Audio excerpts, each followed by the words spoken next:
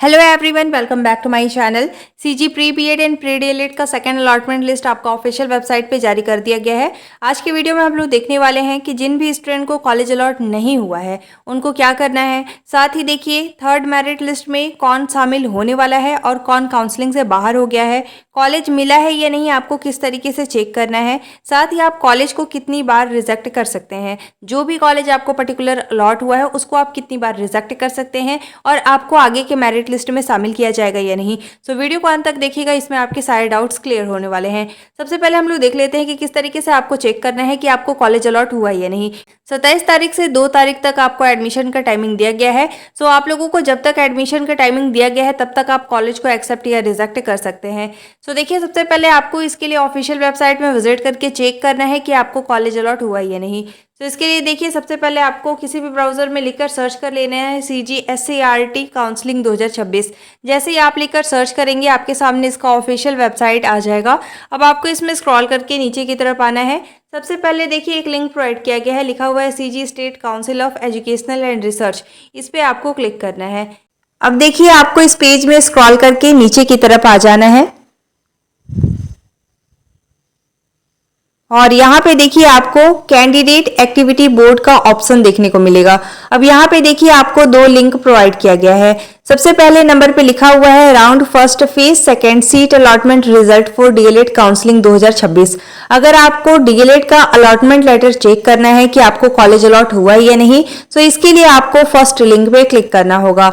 And अगर आपको BEd का अलॉटमेंट चेक करना है कि आपको कॉलेज अलॉट हुआ है या नहीं, तो इसके लिए देखिए सेकंड नंबर पे आपको एक लिंक प्रोवाइड किया गया है, लिखा हुआ है round first phase second seat allotment result for BEd counselling 2026। इस पे आपको क्लिक करना होगा। जिसका भी अलॉटमेंट आपको चेक करना है, यहाँ से आपको एक ऑप्शन को सिलेक्ट करना होगा। जैसे देखिए हमें यहाँ पे बीएड का अलॉटमेंट चेक करना है, तो फर्स्ट नंबर पे लिखा हुआ है round first phase second seat allotment result for DElEd counselling 2026।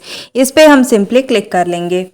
अब आपको इस पेज में स्क्रॉल करके नीचे की तरफ आ जाना है और यहाँ पे देखिए आपको सारे डिटेल को फिल करना है। सबसे पहले है डीएलएड काउंसलिंग 2026 छत्तीसगढ़, इसमें आपको कुछ भी फिल नहीं करना है। सेकंड नंबर पे है रोल नंबर, तो यहाँ पे आपको अपना रोल नंबर लिख लेना है। आपने सीजी प्री बीएड या प्री डीएलएड का एंट्रेंस एग्जामिनेशन दिया होगा, सो आप लोगों की जो रिजल्ट है उसमें आप लोगों का रोल नंबर रिटर्न होता है, उसे देखकर आप यहाँ पे फिल कर सकते हैं। ठीक है, इसके बाद देखिए यहाँ पे लिखा हुआ है पासवर्ड। सो आपने रजिस्ट्रेशन फॉर्म फिल किया होगा तो वहां पे आपको पासवर्ड क्रिएट करना होता है, उसी पासवर्ड को आपको यहाँ पे लिख लेना है। सही तरीके से सारा आप लोगों को रोल नंबर और पासवर्ड को लिख लेना है। इसके बाद देखिए नीचे की तरफ आप लोगों को सिक्योरिटी पिन प्रोवाइड किया जाता है। सो यहाँ पे देखिए देखकर आपको सिक्योरिटी पिन को लिख लेना है, जैसे डिजिट आप लोगों का लिखा हुआ है उसी तरीके से आपको फिल कर लेना है। सारे इन्फॉर्मेशन को फिल करने के बाद आपको स्क्रॉल करके इसमें नीचे की तरफ आ जाना है और यहाँ पे आप लोगों को साइन इन का ऑप्शन दिख रहा है, इस पे आपको सिंपली क्लिक कर लेना है। इसके बाद SCERT के ऑफिशियल वेबसाइट में आपका प्रोफाइल लॉगिन हो जाएगा। तो यहाँ पे देखिए आप लोगों के सामने इस तरीके से पेज आएगा।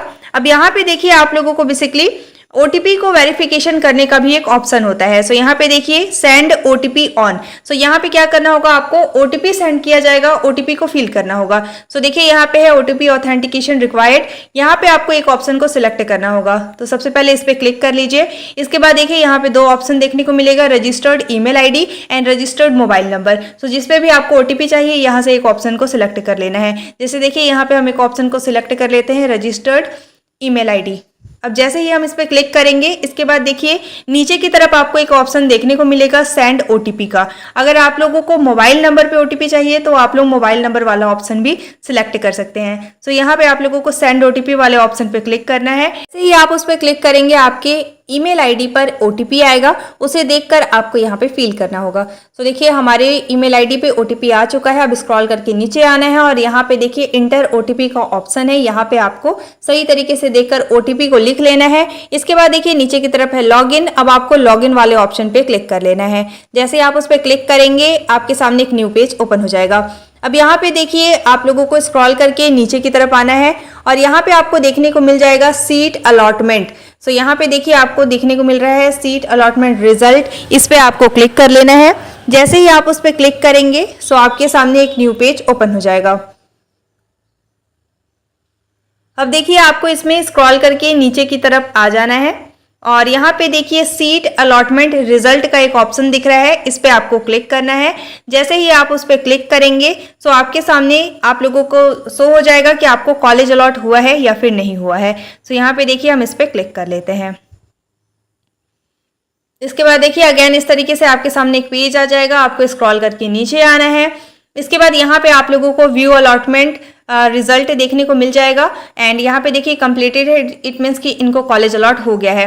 अब क्या करना है, आपको इसी में स्क्रॉल करके नीचे की तरफ आ जाना है और यहाँ पे आप देख सकते हैं important instructions for seat allocations आप लोगों को शो हो रहा है। इसमें लिखा हुआ है dear candidate, based on your merit and choices of institutions and programmes exercised by you during online counselling you have been provisionally allotted a seat. It means कि आपको इंस्टीट्यूट या फिर कॉलेज जो है वो अलॉट कर दिया गया है। कौन सा कॉलेज अलॉट हुआ है इसे देखने के लिए अगेन आपको स्क्रॉल करके इसी पेज में ऊपर की तरफ आना होगा और वहां पे आप लोगों को देखने को मिल जाएगा कि कौन सा कॉलेज आपको अलॉट हुआ है।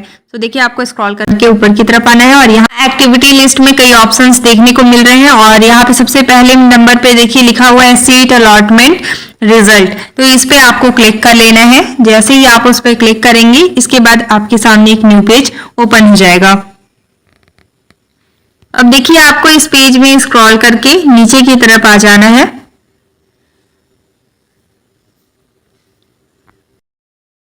और यहाँ पे आप लोगों को डिटेल देखने को मिल जाएगा कि कौन सा कॉलेज आप लोगों को अलॉट हुआ है। तो देखिए आपको इसमें स्क्रॉल करके नीचे की तरफ आना है। यहाँ पे देखिए सीट अलॉटमेंट डिटेल आप लोगों का शो हो रहा है। बेसिकली यहाँ पे देखिए आप लोगों का रोल नंबर, कौन से राउंड है, यहाँ पे आप लोगों का शो हो रहा है। साथ ही देखिए आप लोगों का अलॉटेड चॉइस नंबर, मतलब कौन से नंबर का प्रेफरेंस का कॉलेज आपको अलॉट हुआ है, शो हो रहा है और कौन सा इंस्टीट्यूट आपको अलॉट हुआ है ये भी आप लोगों को शो हो रहा है। ठीक है, आप लोगों को यहाँ से देख लेना है। अब अगेन आपको बैक वापस आ जाना है और यहाँ पे देखिए सेकंड नंबर पे आपको एक ऑप्शन प्रोवाइड किया गया है, लिखा हुआ है सीट एक्सेप्टेंस। इस पे आपको क्लिक करना है। अब इस यहाँ से आप लोग कॉलेज को एक्सेप्ट या फिर रिजेक्ट कर सकते हैं। सो देखिए हम इस पर क्लिक कर लेते हैं। जैसे ही आप उस पर क्लिक करेंगे अब आपके सामने एक न्यू पेज ओपन हो जाएगा। इसके बाद देखिए आपको इस पेज में स्क्रॉल करके नीचे की तरफ आ जाना है और यहाँ पे देखिए विलिंगनेस फॉर एडमिशन, मतलब आप लोग एडमिशन लेना चाहते हैं या नहीं, कॉलेज को एक्सेप्ट करना चाहते हैं या नहीं, यहाँ पे आपको ऑप्शन प्रोवाइड कर दिया गया है। तो यहाँ पे देखिए सबसे पहले नंबर पे एक ऑप्शन दिया गया है, लिखा हुआ है नो। नो का मतलब क्या है, अगर आपको कॉलेज को एक्सेप्ट नहीं करना है तो फर्स्ट वाले ऑप्शन को आपको सिलेक्ट करना होगा। सो देखिए यहाँ पे लिखा हुआ है no candidate don't accept the seat.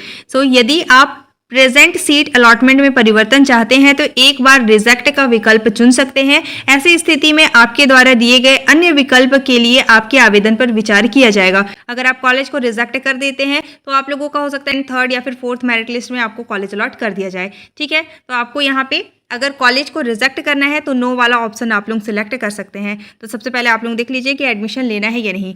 इसके बाद देखिए अगर आपको कॉलेज को एक्सेप्ट करना है तो सेकंड नंबर पे लिखा हुआ है yes candidate accept the seat, download verification and reporting to institute is mandatory in this case. एक बार सीट अगर एक्सेप्ट करने के बाद सीट रिजेक्ट नहीं किए जाएंगे। इट मीन्स कि आप लोग अगर एक बार एक्सेप्ट कर लिए तो फिर से आप रिजेक्ट नहीं कर सकते और नेक्स्ट सूची के लिए आपके आवेदन पर विचार भी नहीं किया जाएगा। अगर आप एक्सेप्ट कर लेते हैं और एडमिशन नहीं लेते हैं तो आप लोग काउंसलिंग से बाहर हो जाएंगे। ठीक है, तो यहाँ से आप लोगों को डिसाइड कर लेना है, इसके बाद एक्सेप्ट या रिजेक्ट करना है। अगर आपको रिजेक्ट करना है तो नो वाले ऑप्शन पे क्लिक करके सबमिट वाले ऑप्शन पे क्लिक कीजिएगा।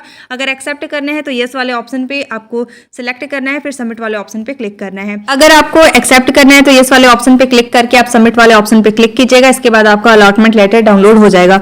अब देखिए आप लोगों को चेक करने के लिए यहाँ पे थर्ड ऑप्शन प्रोवाइड किया गया है, लिखा हुआ है डाउनलोड सीट अलॉटमेंट लेटर। तो यहाँ पे आप लोग अलॉटमेंट लेटर को डाउनलोड कर सकते हैं। तो यहाँ पे आप लोग क्लिक करके देख लीजिएगा, आपका अलॉटमेंट शो हो जाएगा और यहाँ से आप लोग डाउनलोड कर सकते हैं। इस तरीके से आपको एक्सेप्ट या रिजेक्ट कर लेना है। सबसे इंपॉर्टेंट क्या है कि सबसे पहले आप डिसाइड कर लीजिए कॉलेज में एडमिशन लेना है या नहीं। अगर आप एक बार एक्सेप्ट कर लेते हैं और एडमिशन नहीं लेते हैं तो आप लोग काउंसलिंग से बाहर हो जाएंगे। साथ ही देखिए अगर आपके पास इस तरीके से मैसेज देखने को मिलेगा, dear candidate as per your field choices no seat has been allotted to you in this round. It means कि आपको इस राउंड में कॉलेज अलॉट नहीं किया गया है। अगर आपको इस तरीके का मैसेज देखने को मिलेगा इट मीन्स कि इस राउंड में आपको कॉलेज अलॉट नहीं किया गया है। तो यहाँ से आपको चेक कर लेना है कि आपको कॉलेज अलॉट हुआ है या फिर नहीं हुआ है।